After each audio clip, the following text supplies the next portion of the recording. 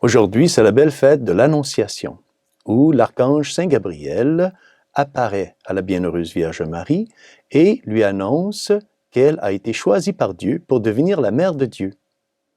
Qu'est-ce que cela veut dire pour moi? Écoutons l'Évangile d'aujourd'hui.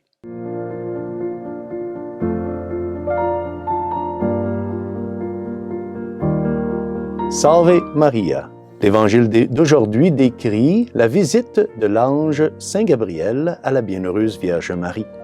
Écoutons quelques extraits de cet Évangile qui nous est présenté par Saint Luc, chapitre 1, versets 26 à 38. En ce temps-là, l'ange Gabriel fut envoyé par Dieu dans une ville de Galilée appelée Nazareth, à une jeune fille, vierge, accordée en mariage à un homme de la maison de David, appelé Joseph. Et l'ange Gabriel de continuer en saluant la Bienheureuse Vierge Marie, en lui disant « Je vous salue, Marie, pleine de grâce, le Seigneur est avec vous. » Cette annonce de l'ange Gabriel à la Bienheureuse Vierge Marie est entourée de plusieurs événements, plusieurs choses impossibles. La première impossibilité, c'est qu'un ange apparaît à quelqu'un. La deuxième impossibilité, c'est une femme âgée, Sainte Élisabeth, puisse concevoir et donner naissance à un fils dans sa vieillesse. La troisième impossibilité, c'est qu'une vierge, la Bienheureuse Vierge Marie, puisse concevoir, donner naissance à un fils et rester vierge. Toutes ces impossibilités se trouvent ici dans l'Évangile de Saint Luc. Et il nous rappelle que pour Dieu, rien n'est impossible. Il s'agit que nous puissions toujours répondre d'une façon adéquate à la puissance de Dieu. Car la puissance de Dieu a une limite. Et cette limite, c'est la puissance de l'homme. Seul l'homme est capable de résister et de dire non à Dieu. Et voilà ce qui devrait toujours nous préoccuper, de ne jamais nous mettre en position de dire non à Dieu, car cela pourrait avoir des conséquences tragiques.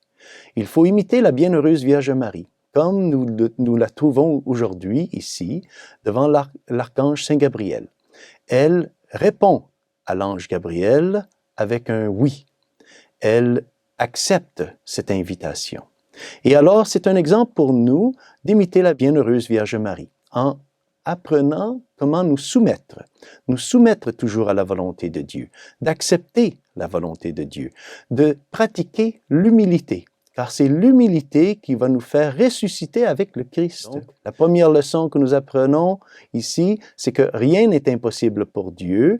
Il s'agit d'accepter, de bien répondre toujours à l'invitation, à la manifestation, à la révélation de Dieu.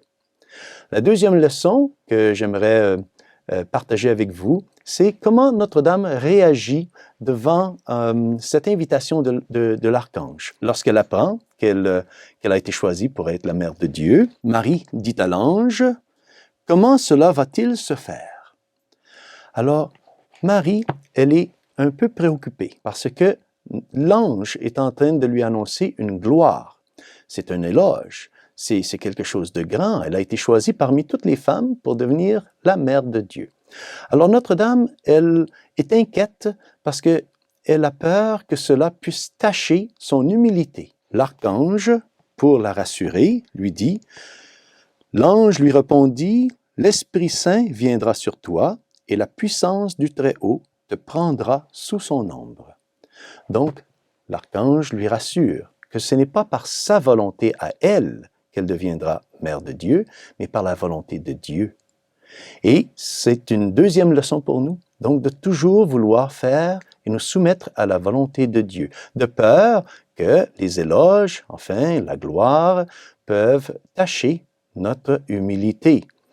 C'est ainsi que nous allons pouvoir ainsi toujours être agréables à Dieu, en étant humble, en étant vigilant, en voulant toujours nous soumettre. Et alors, la Vierge de répondre à l'archange en lui disant « Voici la servante du Seigneur, que tout m'advienne selon ta parole. » La Sainte Vierge ici répond un peu ce que nous lisons dans Saint Matthieu, lorsque nous apprenons que le Seigneur dit qu'il n'est pas venu ici sur terre pour être servi, mais pour servir.